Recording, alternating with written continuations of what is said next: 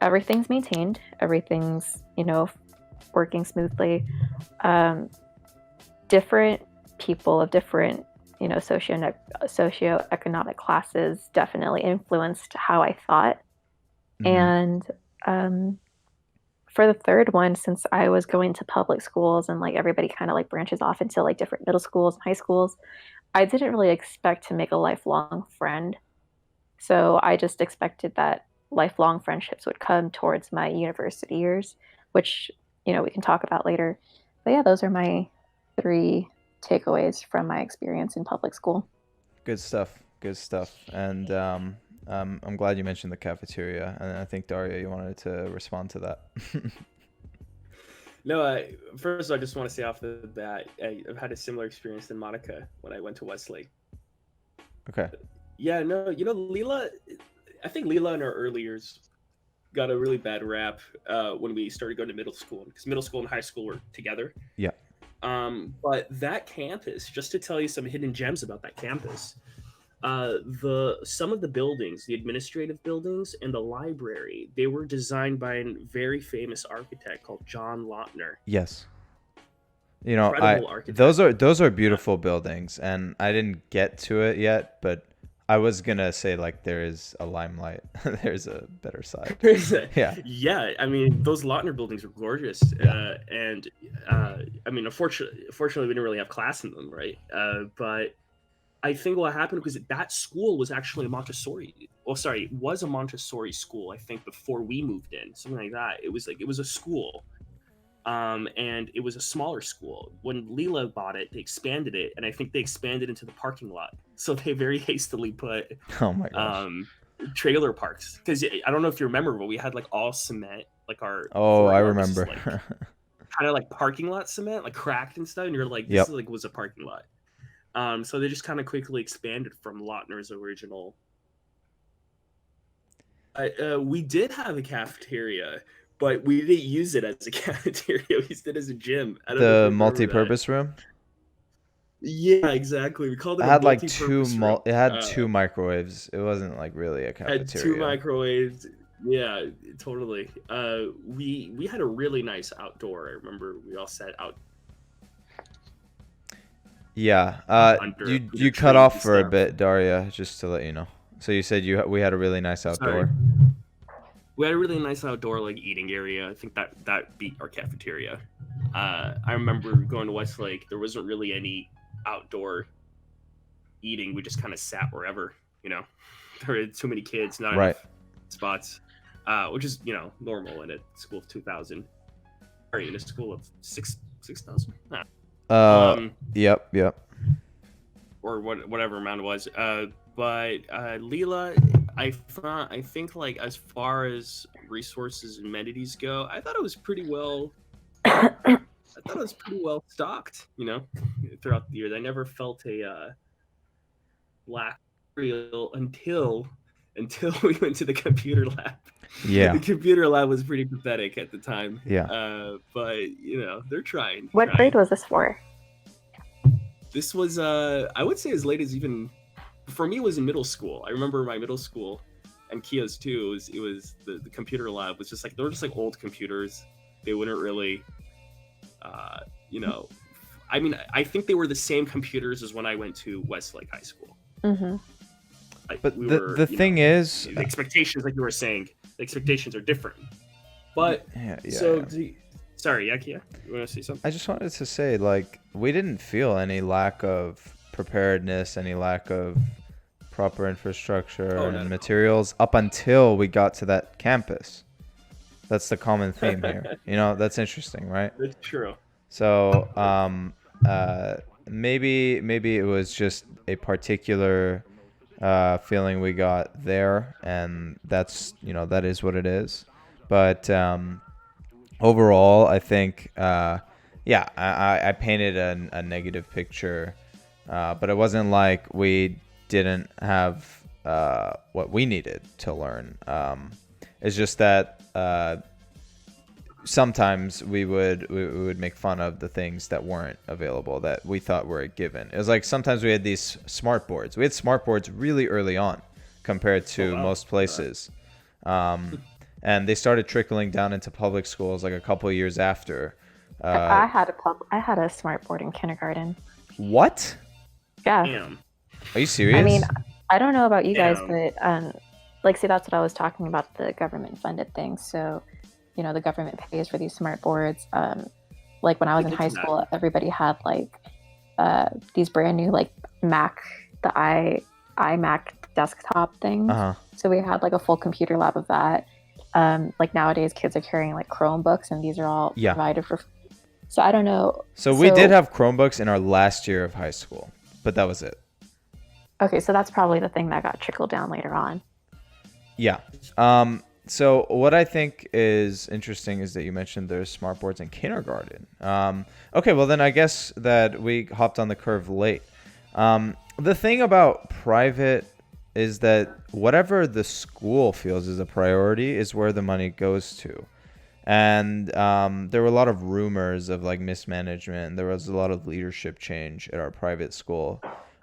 So it really is in the ball's in your court, right? So like if you're this visionary and you have certain priorities, then those will be met in a private school. But at a public school, you're dependent on what allowances you get from the government and what like regulation says you're able to do. I think that's an interesting difference. But the way it played out, I think at Lila was that they were upgrading the right things. Like we would get more smart board, we would get more of the things that would help us learn. They would focus on recess and recreation as well, which is nice. Some of the upgrades that they've made at the new campus are like they added tarmac, these like fancy tarmac, so that you could play volleyball outdoor. So you know they prioritize recreation. They prioritize like learning in the classroom, like these Chromebooks, these smart boards. Could I clarify something? Yeah. So was this with your tuition money, or was this with like donations, or I think how both. was this funded? I think it was Okay. both. Okay, so like Most it's kind of dependent on enrollment and Yes. the generosity of the Yeah, I mean, parents. the more So kids there are, the more money there is. Yeah. yeah, I mean, so I think that's kind of interesting when you were touching on that, because I know when I left my middle school was getting like huge renovations, and I remember that there was a ballot that went around, and a lot of taxpayers and the citizens that were in the city had to vote on whether or not they would want that passed. So I think it's kind of interesting how you're saying that you got renovations, but that's dependent on, you know, your school alone and the enrollment and the parents. Exactly. And Yeah. for these public schools, you know, it depends on the city and Yeah. whether or not the taxpayers are willing to pay for that. I mean, luckily they Right. did, but Right. I want to touch upon what Monica's saying. It's very interesting. I did a little bit of research about public schools. When Monica's, I mean, like I guess what like from Monica's story, it's like funding in the U.S. for education is not only is it a state affair, but it's also a like district almost, Yes. right? Yeah. That is very interesting. Federal funding, at least for like, I try to find some numbers, but what I found for lower income, so schools that really need it, you know, like lower income areas, federal funding is it's quite pathetic nationwide. Yeah. Yeah. Yeah. And It's like it's $15 billion is what I found. Now compare that with, and I like to make comparisons. We can get into why it's not fair or whatever, but you can compare that to a nation that is a lot smaller and has a lot less people, but you would expect the funding to be either a little higher or a little lower, but it's 10 times that. France wow. donates 150 billion euros. The federal government, it's federal because it's centralized. You know, yeah, exactly. You touched on that key word. It's like centralized versus, you know, like how Americans like it, where it's, less government and more states' rights. And that's why you have some states that have terrible education infrastructure and some states that have good. It shows our priorities because Yes. states like to bitch about how much money they're getting. But whenever they do get money, from the federal government, they're not pushing for education. They're No. pushing for like highways, right? Yeah. We need like, I don't know. There's always something in roads that need to be fixed, right? Yeah. Or So they push for, I don't know, crazy lobbyist shit when education is so pathetically funded and states can't handle their own education funding. Exactly. So I think that's kind of like the double-edged sword that, that comes with being at a public school, because when you're in a public school that's funded by taxpayers, and, whether or not they decide to, pay to remodel a building or remodel your school or add like another computer lab or something, I think it's good because there is a likelihood that you get more updated materials than private schools. But if you live in an area where, you're not as fortunate, you're left with nothing. So it's kind of like a give or take. Like it really is like a lottery on where you live and what kind of community that you are able Yep. to live in. That really influences the quality of education that you have. Yeah, and that goes back to the whole district by district thing. This town over can have a much better high school than you have, and that's other than just being unfair, it's unfortunate because it punishes those who don't do their research and don't put in the time.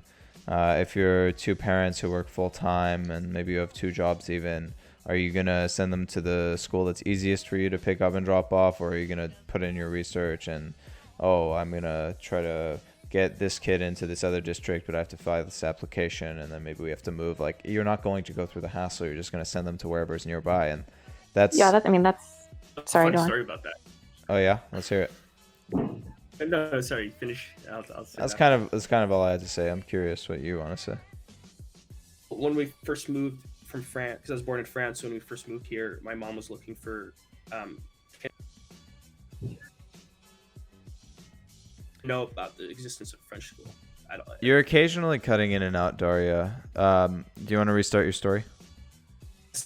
When we first moved here, I was 3 years old, and my mom was looking for. I was in the pre-K, but when we were looking for kindergartens, she didn't know about the existence of French school yet. So, what she went around town asking, like, what is a good place to put my kid in, and there was a. I remember she told me she went to a public school and asked the nurse there. She talked to a nurse there who was Persian, because my mom couldn't speak English at the time. She could only speak. So she asked the nurse that works at the school, like, should I put my kid here in this public school? And my nurse is like, no, absolutely not. Like, the school's terrible. It's like underfunded. The teachers are like, they're like quitting or like whatever. And she's like, you have to go like south of, you have to go more south. Like, all the schools are like, the good ones are like, south here, but you have to move there and it's expensive, And so my mom was like, oh my God, like, what am I going to do? And by chance, when we went, I got to, like, a couple days later, I went to go get my hair cut. And during the haircut, my mom just happens to talk about the school situation. And the person that was cutting my hair tells my mom, I cut the hair of a principal of a private French school. You should talk to her. And do you want to explain to Monica after your story what this whole French citizenship business is with this school? Oh, well, I mean, I'm aware of that because, I had I had a classmate, Lawrence, who Lawrence Nemazi, she's talking about. To our school or the other one? He went to Marina. She said she had a classmate in that situation? Lawrence, like Lawrence Nemazi moved from Lila to Marina. She knew Lawrence. Oh. Yes. Oh, funny. Okay. Well, but maybe I'll recap for any listeners in the future. No. Yes. Yeah. Go ahead. But so my mom was like, I can't.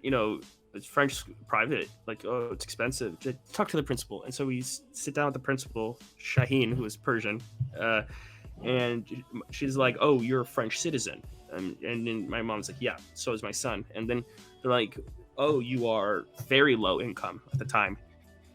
Yes. And then she goes, you don't have to pay a dime, the French government, because you lived in France and you paid. My parents lived in France for 18 years total, and they paid taxes there. They were, they were members of society, et cetera, et cetera.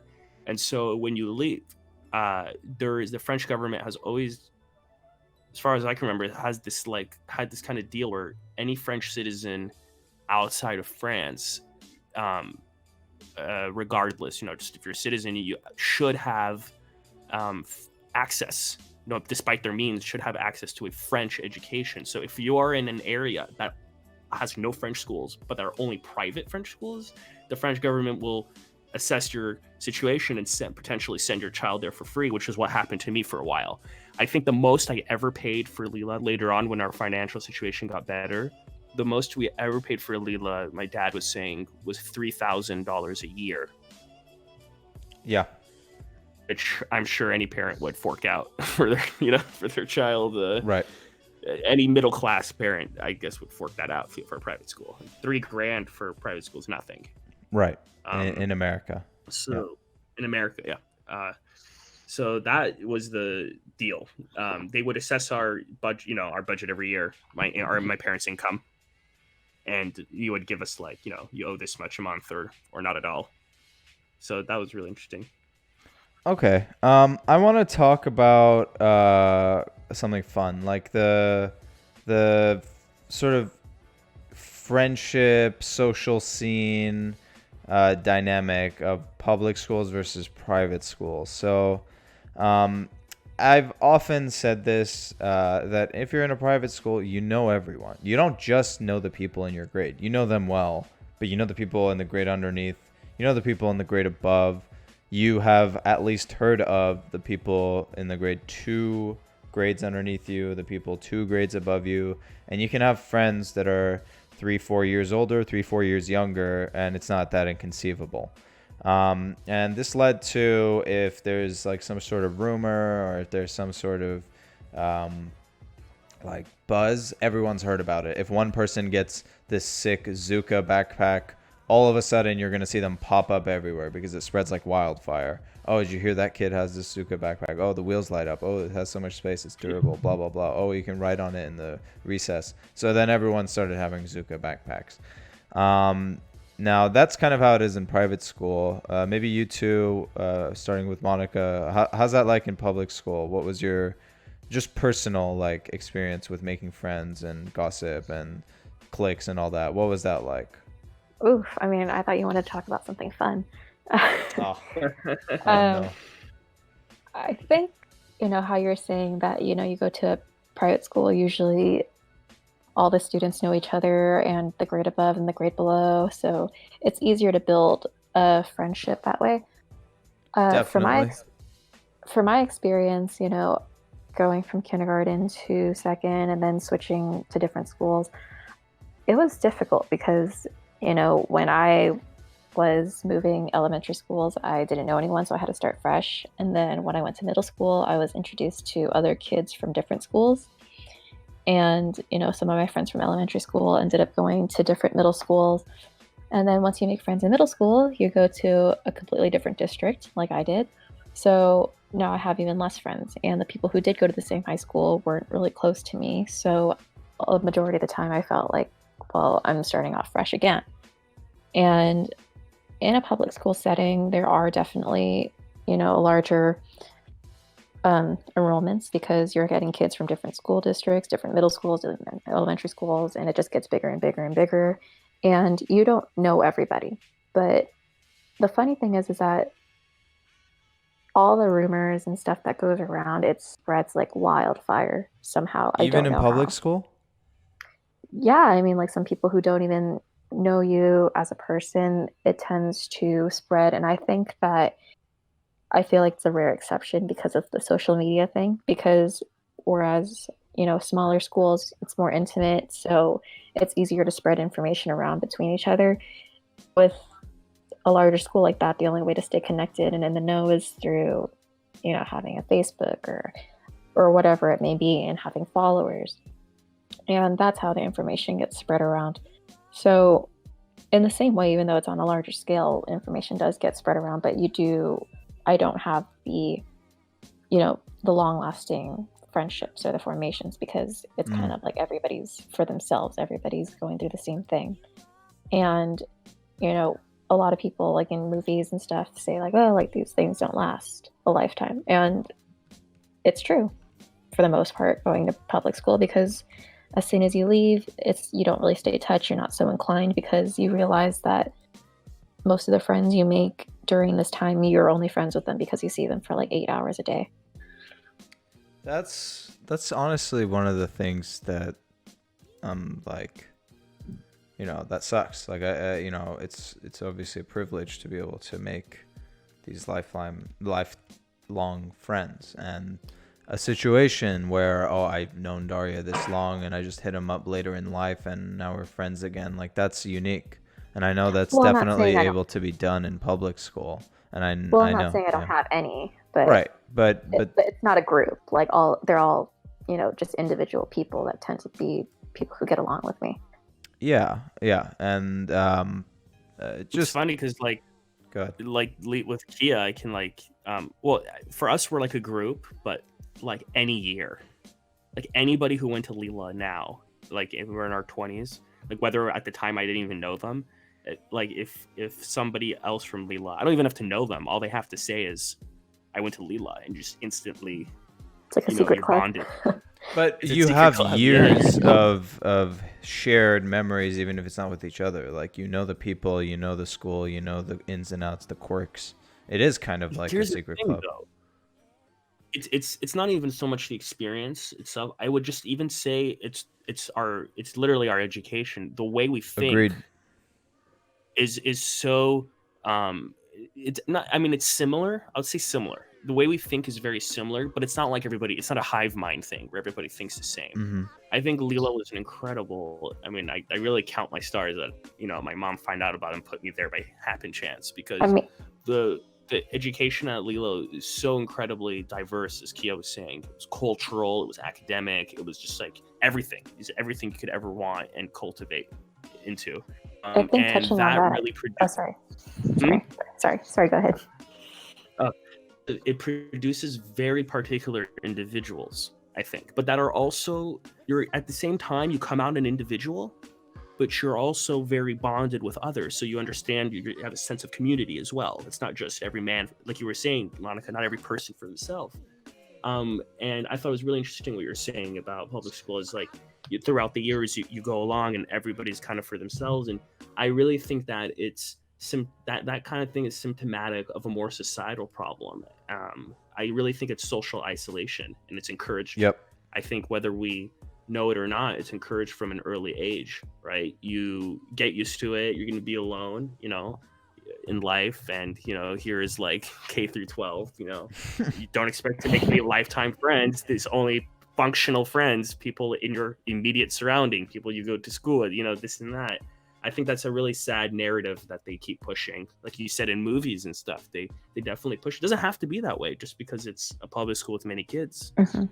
I mean, touching on what you were saying with the, being cultured and being introduced to different backgrounds and, just having a broader understanding of the world around you. I mean, going to a public school, you're kind of forced into thinking like-minded with people. So when I was in high school, I had a majority of white people at my school. So a lot of these people had, parents who were Republican, a lot of conservative values, and a lot of these people who share them tend to share those values. And if you go against the grain, then, you're seen as unpopular. People don't really want to talk to you. So it's just really unfortunate because it does you're kind of forced to choose between having an opinion or wanting to fit in. And it's just an unfortunate situation. So, I mean, yeah, I agree with how you were saying that, being in a small, intimate surrounding like that does give you the opportunity to learn about yourself and really have an opinion about the world.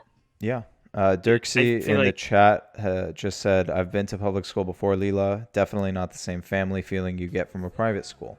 We were 30 to 35 people per class, so you usually have your own smaller groups of friends within the class, and it changes throughout the years. So I guess Dirksy here, Denny, was in a similar situation as Daria, except he went to public school before Leela. And you form your little cliques in high school, from what I understand. And you have friends who aren't your friends, really. You have friends who are really your friends. you have your best friend, you have like people who pretend to be your friends but they hate you. It's like there's all these things that they exist in private school. Don't get me wrong. At Leela, there were definitely friends who were just your friends because they were there. For us, I can think of 3 people in my grade that every single one of us would list as we were friends because they were there, and then now none of us keep in touch. You know, it's happenstance. But for the most part, I really liked what you said, that it's a way of thinking that we were taught at Leela. It's not we're all thinking the same thing. We were taught how to think. And we've all formed our own opinions, and we're all opinionated. I don't know if you've noticed. Like, Daria's really opinionated. I'm really opinionated, for worse or for better. And Denny, I'm sure you can touch, Dirksy, sorry, you could touch on that as well. That, we all have our ways of thinking that are similar, but we come to different conclusions. And that's what I think is really interesting. And we can flesh out our ideas, and we can just expand on them by talking with each other. And that's what I like about hanging out with Leela kids. It's that we're all in different parts of the world, different situations, doing different things, but we think the same way and we reach to different conclusions. That's always really fascinating to me. All right, well, awkward pause there. So I think it's time to move on to a different topic. Yeah, you guys want to start talking about university? Can you hear me? Oh, now I hear you. What were you saying, Daria? Wait, can you hear me? Now I hear you. What were you saying? Oh, no, I wanted to tie what you and Monica were saying in together. Go ahead. Because when I went to Westlake, the public school, I had the same exact shock that Monica had, what she was describing. I think, and because of what you were saying, Kia, because in public school in Westlake, I went from Leela, which was very multicultural and very educated, intelligent. I went to Westlake High School, which is a very well-funded area, by the way. We had a smart board too, and it's very rich. It's a very, very rich area, right? Like Ventura County, especially. However, when I got there, it was exactly like Monica when she went to Huntington. It was like mostly like all white people, but from a very particular class and kind of like a hive mind. And I was really shocked when I went. I was like, oh my God, I have nothing in common with anybody here. Like very few in common. But the other thing we didn't touch on is I was kind of happy to get out of the Leela bubble though. Because I thought there was, it's kind of like you think the outer world's better. Mm-hmm. And then I went to the outer world. I was like, oh my God, by 12th grade, I was like, I should have stayed at Leela. I think I should have. I made some great friends. I made some lifelong friends in high school that today I'm still, we see each other. And I've even seen some of them in Europe when some of them moved to Europe. From Westlake, you're talking about? From Westlake, yeah. Like 3 or 4. But, still like some powerful friendships from public school. Of course. And some very intelligent, but they were weird like me. They were in the same situation. They had just kind of like, one of them, my friend Esther, she's Hungarian. She just kind of landed in the middle of like, and she was like, what, what the hell? Like, but she really at the time integrated very strongly into, being of the same skin color and eye color and hair color. You could very easily integrate into the white culture, right? But maybe people like Monica, Daria's got a fat beard. I mean, kind of going on what you were saying about having like a hive with like minds. I mean, I think that does influence kind of a career path that, these kids take. So Ooh. I know that, Yes. I know that a lot of kids who went to private schools, like you guys, a lot of you guys feel like, oh, you have to go into more STEM field programs, a more financially well-off career path. And I feel like when you are from Marina, a lot of people from high school said, oh, I want to go into tech school. Some people went into culinary classes. Some people went into auto. Some people went into fashion. Some people just became influencers. And then there's people like me who went into the STEM program because you're a first gen student. So I think that one of the good things about public schools is that there's not so much an emphasis, by a school or teacher saying like, oh, you should go into I have STEM to say, Monica, I think you're wrong. Yeah, Really? I think you're wrong too. I think you a missed lot that. of my grade is in the art field. Yes, I was about to say that as well. All of my grade, the one thing that ties us together is that we're all doing something sort of creative and sort of art related. Now, granted, there are the few STEM people, but the vast majority of our grade is doing something creative and art related. And I would. I'd I argue the would opposite of Monica, that exactly. Yeah. because we're more well off, some of the students are so well off at the private schools Yeah, the that they privileged are Oh, able entertainment. to more comfortably. I was talking about people from Huntington, not so much the people Oh, from my middle school. So Oh like, yeah, that's true too. Yeah, yeah. So like people it's from a Huntington, private public school. yeah, sort of. So people from Huntington, they had, parents who were well off, so they had more of the freedom to go join. And then people like me who came from a different district, all of us tend to be first gen. We tend to be towards the more financially. So that was kind of what I was going at. That okay.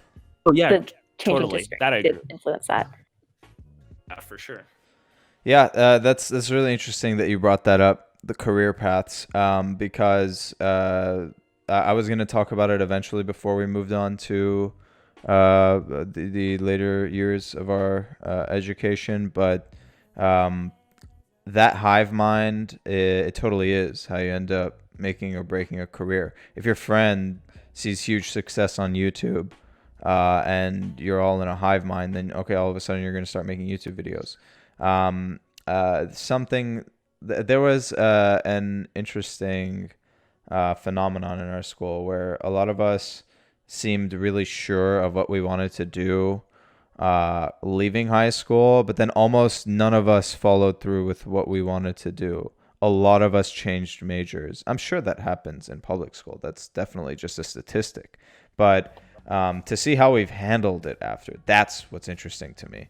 It's like, okay, whether we branch off and we're not all focused on art at the first, I think a lot of us move towards some creative path after changing our minds. That's what's really interesting to me. It's like, okay, some guy tries to be a doctor, doesn't work out. All right, now working for fashion. Someone wanted to be a psychologist, changed their mind, now is doing something like marketing related. Like it's all branching to this sort of creative path. That's what I think is really cool here. Maybe Daria's talking, but he's not being heard. Now I hear you. No, yeah, no, I was gonna. Very true. I mean, I think because we had. I mean, Monica, I don't know how you feel about this, but did you feel like your curriculum? I definitely felt like my curriculum at Westlake was very limited. So yeah, that was an interesting thing. So I was lucky enough. So when I don't know if you had a bunch of different electives, but when I was in high school, I was lucky enough to have, like, for example, I think it was like family, something like that. Like you're giving like a toy robot baby, and you get to experience what it's like to have it's child development. That's funny. So you have that, and then we had fashion, we had art, we had orchestra, we had auto, and I think that's what really enabled the district, like my people who were in my high school, to explore career paths that were more creative. And I feel like that there's been a shift, because I know that since a lot of people who are from, my neighborhoods, they tend to try to send their kids off to these nicer high schools. So since enrollment has been high, I think that there's a give and take. So a lot of people from my neighborhood in Westminster, a lot of us are very skilled in math, science, all these, education courses, and not so much in the creative courses. So when a lot of us applied to go into these high schools, the high schools realized that our test scores were going up a lot in these areas that they haven't been before. Mm-hmm. And that allowed us to be a distinguished school. And, a lot of these parents from these first-gen families, they want their kids to be doctors, lawyers, successful people, and they don't focus so much on the art. So now that the schools are seeing that the parents are more inclined to have their kids, follow this direction, I'm seeing that a lot of these art classes, fashion classes, music classes, car classes, they're getting cut and they're getting switched off for STEM courses, because that's what the parents I think that's want. a tragedy. I think one of the hallmarks of the Lila education was the fact that art, philosophy, music, these were classes you had to take. And I'm sorry, you're cutting in and out, really, Daria. Yeah. Sorry. Do you want to talk? Am I talking over you? No, I was exactly what I wanted to get to, because I asked about the curriculum, because I think it directly affects career path later on. And like you were saying, Kia, we had such a diverse curriculum. And in France, it's because we're based off the French system, so we have to talk about France. Our system is the French, what they study in France. That's how we. Before you go into if you decide later on to do international baccalaureate, then it's different. But for K through 10th, you're essentially in a French system, in a French schooling, the way France's education curriculum K is through given. ninth. K through 9th. So that's something I want to touch on. I thought Westlake was so limited that it kind of encourages, because America is it sees its students, as future citizens, right? That's what you do as a nation, as a sovereign nation, right? You educate your future citizens, and I think what it is they make it very functional, right? You have your STEM, and then basically that's it. You have STEM, and then maybe a little humanities if you're quirky, but it's so functional that I was shocked, because in France and in Lille subsequently you have such a well-rounded, you have a more well-rounded education. And I was looking forward. I thought in 11th and 12th that we'd be having philosophy, like other parts of the world, like other countries in the world. I thought I'd be taking my first class of philosophy. I was really excited. Nope, not at all. You have an English requirement, you have a math requirement, you have a science requirement, and you have an elective. You're like, I was like, what? That's pretty pathetic. I was like, my curiosity wasn't satiated at all. And I think they never have that chance. I think public school kids, the education system here is so poorly standardized, and not enough effort. And it's not something that's easily solvable, but it's not something that's the most difficult question in the world either. I think if we actually the nation actually put their minds to it, we could come up with a way better, well-rounded system of education than we have now. Mm-hmm.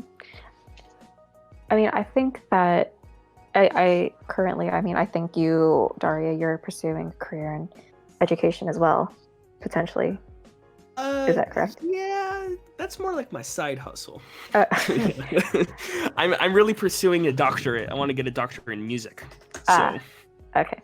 Well, currently I'm on the education path to be a teacher, so I've been doing a lot of observations, and I think that's one of the unfortunate things that's been happening to the schools, because when I was there, I guess you can consider me lucky. We did have, those standards where it's English requirements, math requirements, science requirements, but we did have that quote unquote freedom of sports and that one single elective that you could have taken. And for my graduating class, we did have different creative courses that you could have taken that I listed before. And we're seeing now that they're getting replaced by STEM fields, STEM electives, like engineering or robotics. And although they're fun, Engineer. it doesn't necessarily fit with a lot of these students. So as I've been observing these students, I'm talking to my teachers, and I'm talking to the new generation of kids that are in high school, and I'm asking them how they feel, because it's part of the class that I have to do. So aside from it being required and mandatory for me to do, it's kind of interesting to see how they're just unmotivated now, because they feel like, what's the point of going to school? I'm not good at doing this. I'm not good at doing that. Like, I can't do this. And that's not all there is to do in life. That's the sad thing. So a lot of these kids are saying, like, you know what? I'm just not going to bother doing well in school. I'm just going to wait until college or afterwards to do what I really want to do. And I think it's lucky, because some of these kids do have parents who can provide for them and who can pay for these things, but it does make me think about the kids who don't have that privilege and that luxury to be creative after college, and they're kind of stuck in a career in the STEM field that they don't necessarily love, but they have to do because they weren't exposed to it early on. They couldn't get a chance to play around with it. Just really quick, Daria, 1 second. First of all, I've decided we're having a part 2 about universities already, so you guys get ready for that. So we're not going to talk about universities now, because we just have so much to talk about for elementary and I don't even know what it's called, primary education. So that's number 1. Number 2, I'll let you respond. Number 3, after this, I'd love to hear how you would reform your personal primary education. That's fantastic. I think that'd be really interesting to hear. And people in the chat, if you have some sort of thing that you could change about your primary education, I'd love to hear it, and I'll share it with our guests today. So go ahead, Daria. Honestly, I'll just use that to answer to Monica, because I kind of wanted to go in that direction too. Unfortunately, sorry, I kind of lost my train of thought. Monica, what was the last thing you were saying? You were talking about. Yeah. I was saying that, they changed the electives to be more STEM based. So the kids who come from privileged backgrounds, they're able to wait until college or after high school to go play around with whatever they want to do. But the people I remember. Yeah, thank you, Monica. Yeah, I remember now. Thanks for recapping. I that made me think of how at Leela, at the private school, as opposed to the public school I went to. In Leela, even though everybody already had an idea, or we'd like to do different, I knew I was going to be a composer, for example. I very art related, not really STEM related, not STEM related at all, right? Like, I'm doing music, that's like my purpose, something that I've held to this day. However, I thought Leela did a fantastic job of getting me interested in math, in science, in diverse fields that have nothing to do with my life goal. Whereas in public school, I realized, Westlake especially, I noticed that that wasn't really so much of a focus. Like, people didn't really care if you liked it or not, the subject, right? And it's not so much teachers. It's also because they tend to be passionate. It's so much just like the whole vibe of the school. Like, nobody really gives a shit about if the kid do you like what you're doing? It doesn't matter if you like what you're doing. You have to do it. Life is like this. Life is a day. They're being boomers. Mm-hmm. So that was so misfortunate, because I was like, if they just change their perspective, you could. Because the thing about it's getting to what Kia's saying. The thing about like a primary education is not so much finding your voice or whatever. It's just getting you to be how to think. And we need, everybody needs to take math classes. Everybody needs to take English. Everybody needs to take everything. That's really what it is. Everybody needs to take everything in knowledge. Because you're going to train certain parts of your brain better or faster doing one subject than the other, right? So I think that's something that should be encouraged more. In that regards, I would change nothing about my primary education. I really think that, I sorry to be so praiseful to Leela, but I really think they did an excellent job. From just seeing my friends and seeing me, I'm like, they did a fantastic job. Personally speaking, I would just want more music class. I wish I started studying composition when I was 13, but that's not really unfortunately, like Monica's saying, that's not really an academic setting. That's, that's going to have to be a private, elective. You have to seek it out yourself. Right, if there even it wasn't elective for composing music, right? Sorry, there you go. I think you touched on a lot of truth, Daria. I may have seemed pessimistic about my education, but I do value the most important part of the private school, the education. They did give a great education. That doesn't mean I wouldn't change anything, though.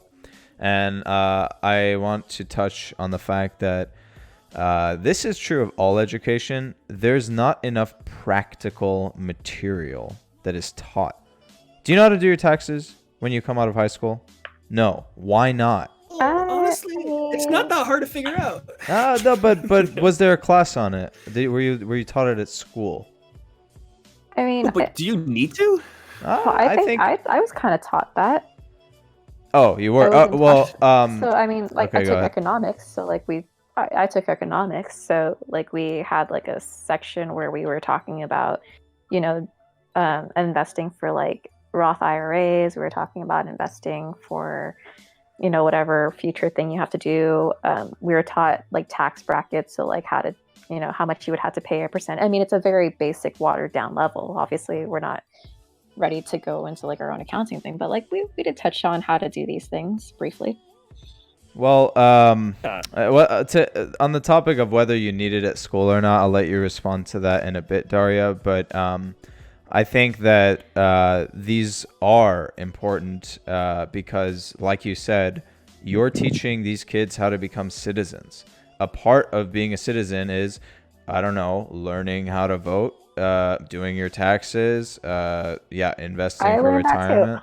No, that's good. That's really good that you did, and I'm glad that that's in public education because that affects most people. But the question was, what would you change about your education? It's like I feel like a lot of these practical things, yeah, they came later in college, and that's great, but they should be there in high school. If I want a job during the summer, I should have just at least the basics of where to look for a job, how to apply for a job. I was not taught that at my school, and maybe I don't know who wants to respond first. I know Daria wants to mention how it's useless and shouldn't be there, but yeah, you decide amongst yourselves. I'll let Daria go. Oh, okay. Yeah, no, really quickly, Kia. I'm of the opinion, controversial, but I'm of the opinion if you do if you do a great job at educating someone in a well-rounded way, you don't need to have a class on it. All those stuff become common sense. If you are able to add, for example, taxes, if you're able to add and subtract, multiply and divide, which any fourth grader should do very well. That's just how, I wish. It's the utopia, right? If you can do those four very well, and you can read, and I mean like read, you should be able to do your taxes no problem. That should be easy. You should be able to figure it out, and it's a little confusing. You might make a mistake or two, but you should be able to at least approach it. Same goes for finding a job. If you're have a well-rounded education, you're a critical thinker. You should be able to say, well, like, I'm not going to look for a job on LinkedIn. I'm going to go look for a job, Whoa, what's wrong with LinkedIn? I'm going to go network. I just hate LinkedIn because I had bad experience. I'm very bad at it. So I'm just hating. Okay, boomer. I'm venting on LinkedIn. No, but you know what I mean? Like I think having a well-rounded education allows you to pool different resources from different subjects and different fields of knowledge and use them as tools to navigate your life. I really think if they do that, you should have no problem. A lot of things become common sense. All right, Monica, your turn. Agree or?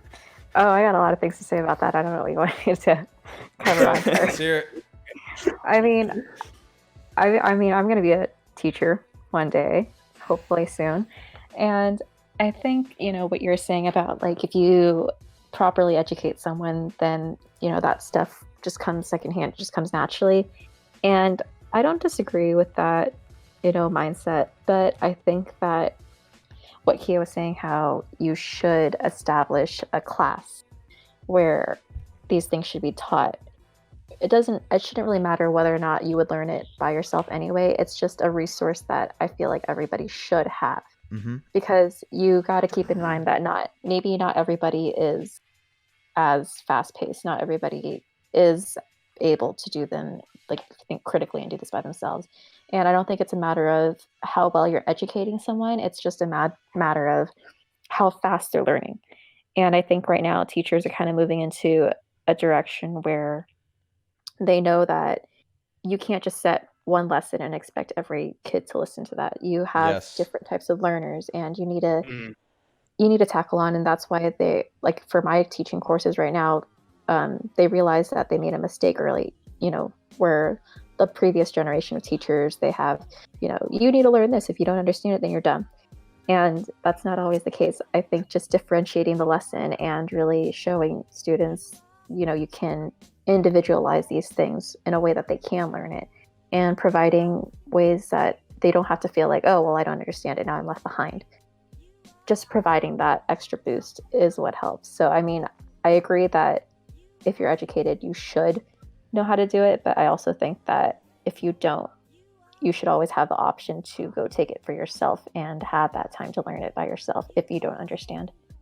And just to quickly touch on that real quick, I was going to say, Mr. Daria, your argument is quite ableist, and people with learning disabilities are not expected to have these levels of critical thinking. Okay, we did not pull together. That's where what Monica's saying is very. I agree. You need that extra help. Yeah, because people learn at different paces. That is what we had. That wasn't the attitude you had. Okay, but literally, I was like, we should have these basics covered, and you're like, no, school is not the right place for that. No, see, the subtlety of the argument I was trying to make. That wasn't subtle. No, what I'm saying, okay, so what I was trying to say, I'll clarify what I was saying. What I was trying to say is, you as a person, you should be when you're well-rounded and everything like that, that's great. If you have the knowledge or the education, know how to use it, that's good. But like Monica was saying, you need resources there Yeah. to give you an extra push if you're really struggling, because we all have our strengths and weaknesses, right? That's something we had at Lila. If you were, everybody was pretty much good at everything, but there were some students that were faster at certain subjects or better or whatever. But if you needed help, it was always there. You could get it immediately too. That was a lucky resource on our end. And I think pedagogically, that's very useful. That's probably half the game is having that there. Someone you can ask, I get this. I get all the pieces of knowledge required to do this. I have the tools, but I don't know how to I can't do it. Why not? And they'll be like, oh, your method is a little weird, or this is a little weird. Just think of it like this. Individualized, like Monica said, for sure. Yes. Now, people with learning disabilities or people that are handicapped, my mom is a resource aide for LAUSD. So she's been working with children with disadvantages years now. I tend to take my mother's opinion on this, that it's very difficult to put those children in. I'm not arguing for segregation really, but it's very difficult to put those children in the same learning environment because it hurts their sense of pride. It hurts their mentality. Their mentality completely shifts. Is everybody's faster than me, everybody's smarter than me, everybody fuck me. And you're like, no, like Monica was saying, you just learn differently. If only we had programs that would help those kids learn. Well, Monica's definitely going to have something to say about this. Go for it. I mean, I'm in a course right now that deals with how to handle I'm not going into special education, I'm going into general education. But right now I'm in a course where they're teaching general education teachers that, hey, there's a lot of disabilities out there that you should be aware of. And, whether or not these kids are aware, whether or not they have like a IEP or something to show that they do have a disability, most of the time, like for example, anxieties, stress, these things are hidden. And you need to figure out a way to tackle on different learners. So I don't think it's a matter of, whether these kids are going to feel like they fit in or not, because at the end of the day, I don't think it's the student's job to feel like they're smart enough. It's the teacher's job to say, you fit in here, you're welcome here, you belong here, and I'm going to do what I can to make sure that you feel that way and to make sure that you succeed. Because my job is that.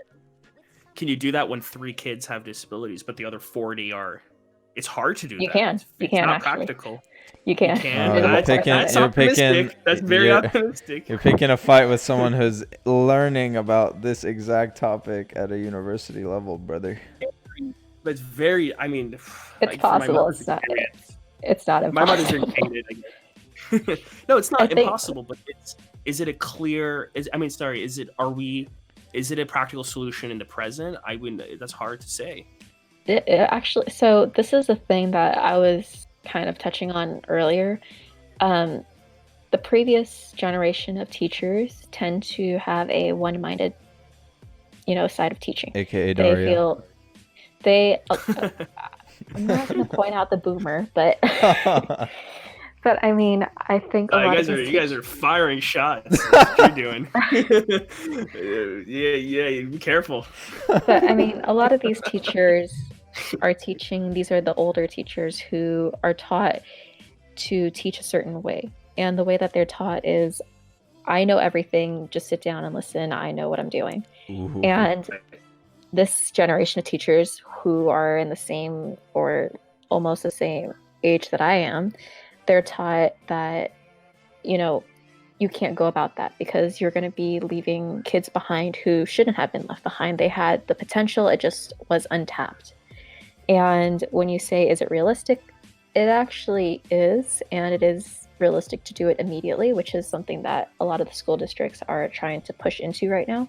So I know when I was doing observations, I went to my former middle school and they adopted this sort of 3x3 grid, and it had, for example, the topic was fractions. So on this 3x3 grid, students had the option of saying, okay, well, make a music video about what you learn about fractions. So that covers the artistic learners who are more creative. And then you have another student who says, okay, well, fill out this worksheet that kind of helps the kids who, do well by memorizing and writing.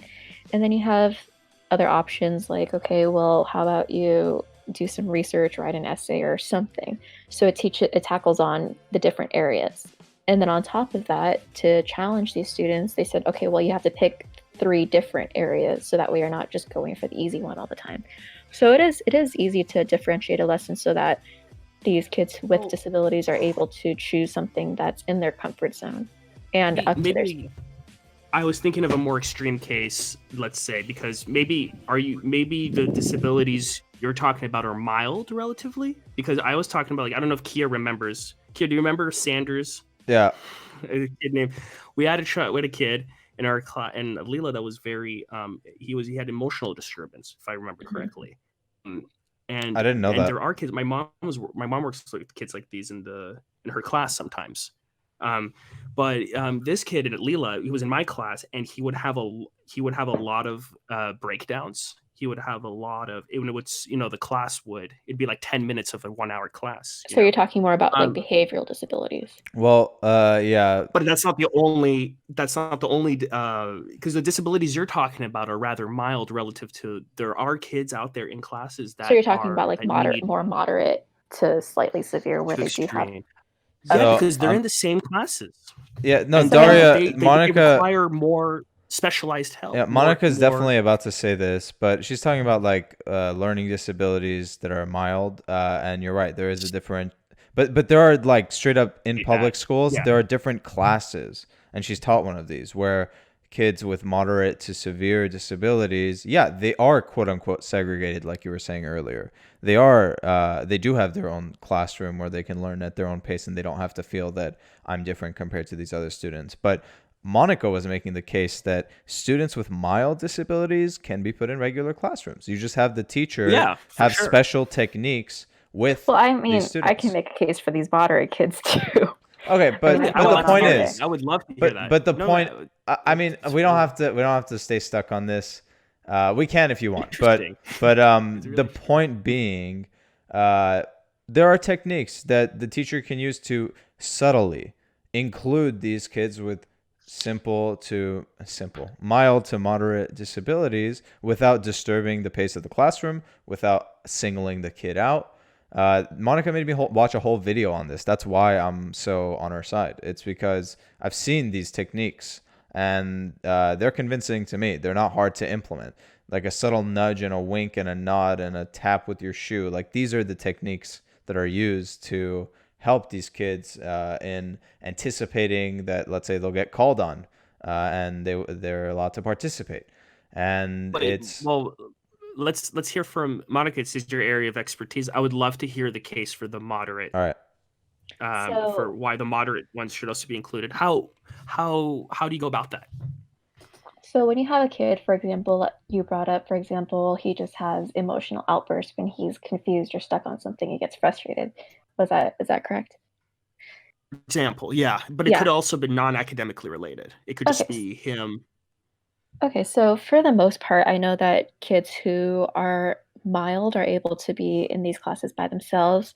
And you were saying how your mom works with these kids as an aide. So is it fair to say that these kids tend to have an aide by their side if they are more on the moderate or extreme end? So these kids are not left alone. Yes. So there's always going to be someone there with them.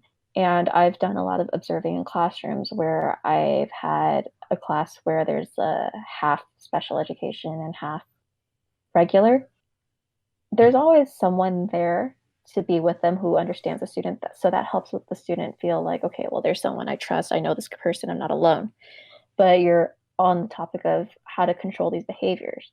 So when a student is frustrated, I believe all school districts, they're adopting a UDL, which is a universal something approach to learning. So that way students can subtly communicate, hey, I don't understand. So that way they're not put on the spot. So a lot of these teachers are finding ways. So for example, there's one of my teachers that I observed has like a green, yellow, red block, and all the students can flip the block on upwards on like what color they're feeling. So green is like, oh, I understand everything, I'm good. Yellow is I don't understand. And then red is I don't understand at all. So that way students aren't forced to be in a corner where they're saying, oh, I don't understand, I feel dumb. And for these kids who are moderate, this helps them because, even though they're struggling, if they feel like they're going to be on the brink of a emotional thing, they have someone there to help them, so the teacher's not alone, but they also have a subtle way of communicating, hey, I don't understand, so that way the teacher can be more alert and tackle on the problem that the student's facing before it gets out of control. Okay, so this is a very interesting point. It's not one teacher in the classroom or one. Very, so that's very rarely. So for the high school level that I did, it was, I believe, 40% special needs, and then the other students were regular. So this is co-taught. So there is a general education teacher, and then there's a special education teacher. And then growing up, I actually had a special education student join my classroom, and he had his aide with him the whole time. So I think it's up to the school's responsibility for providing these aides, because you're right, it's impossible for a teacher to do this all by themselves because their expertise isn't in special education. So that's up to the districts to provide the resources for the special education student, and our job is to aid them in those resources. Do you think it's better would you, in your personal opinion, do you think, from what you've seen so far and what you're studying and everything, do you think that for the moderate to extreme cases that there should be a separate classroom for them, or would you think it's healthier if they were mixed in with the quote unquote normal students, whatever that means, and ableist? So what a lot of these schools what a lot of these schools do is that. So I know my professor she works as a resource specialist as well. She works with students. So what they do is you see that there's this child who has autism and he has behavioral issues and he gets upset and he has outbursts. But he's extremely talented in math. He can do AP level math calculations, no problem, but he's stuck in a special education class.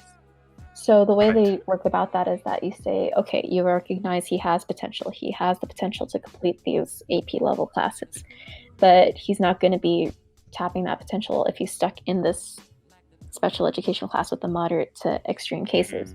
So what they do is sort of a quote unquote trial run. You bring them into a regular class, see if they can do it, if they can manage.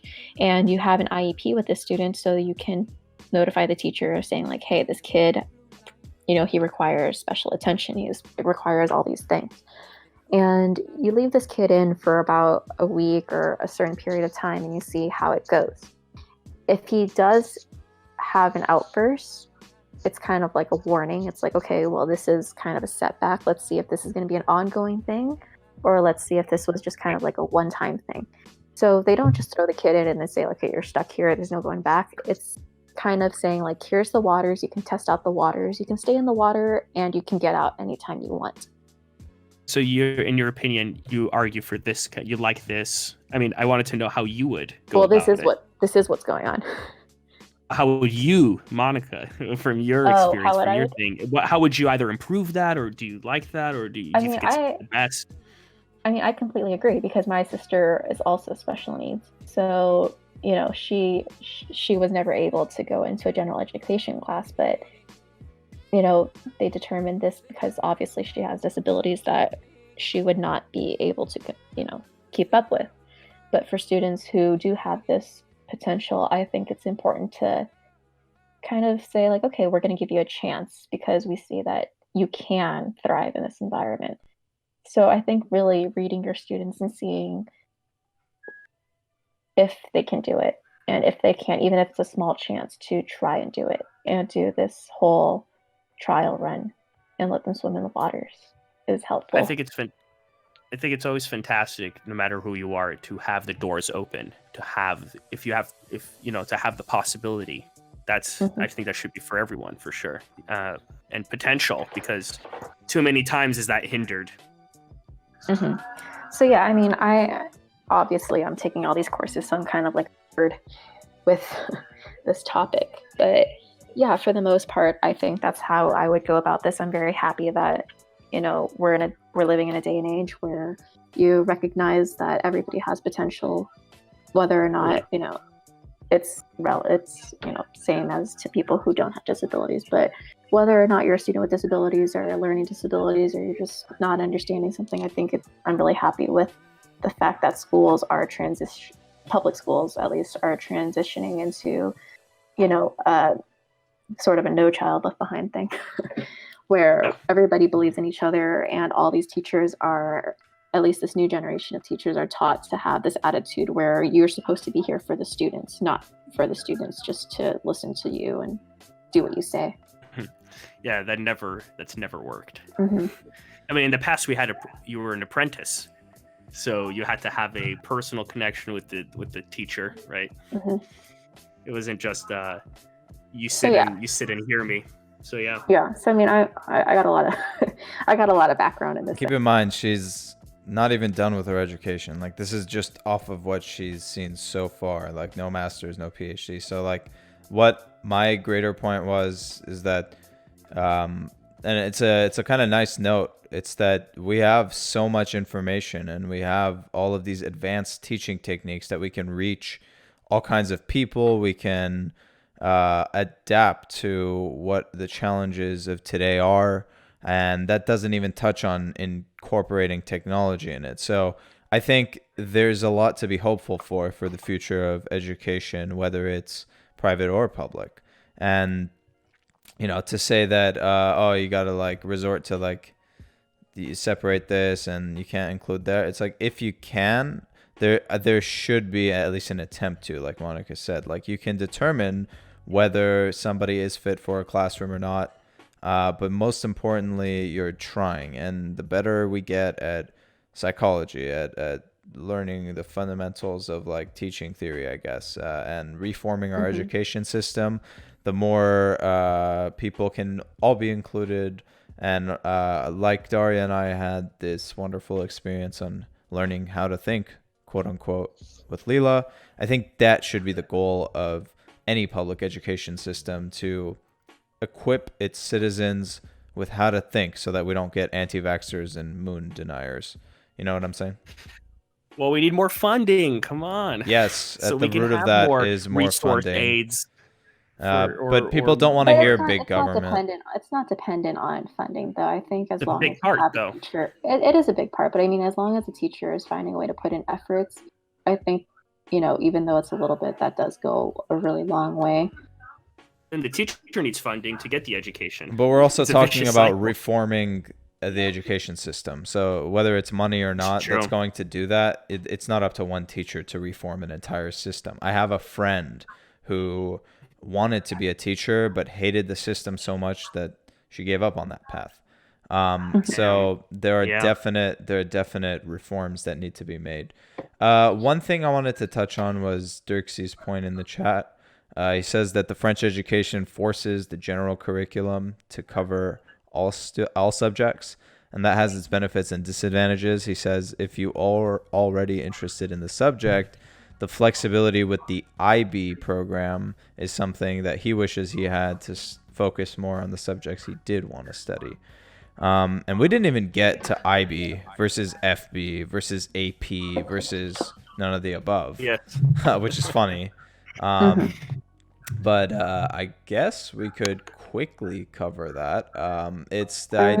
Or do you think we should save it? I think it's good to save it, because since the next one was on university talks, and we can just... Actually, yeah, it does. That is a transition to university. That's a very good point. But just to respond quickly to you, Dirksy,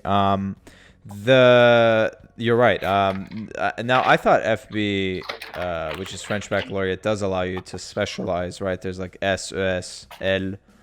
So you are able to focus on some of the topics that you want to cover. But from what I understand, you want to focus even more, because with the IB program, you're able to choose electives from every single category. Like, you'll have a science category, but you can choose any that are offered at your school among that. I think that's what Danny's talking about, that, they have super flexibility and choice to do that. But, we may have to save your point and that topic for the next time. Yeah, so it is what you were talking about.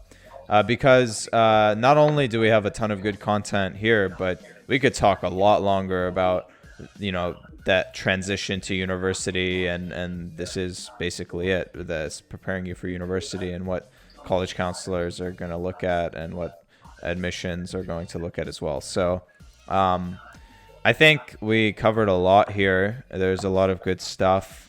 And I was very satisfied with the level of conversation we had.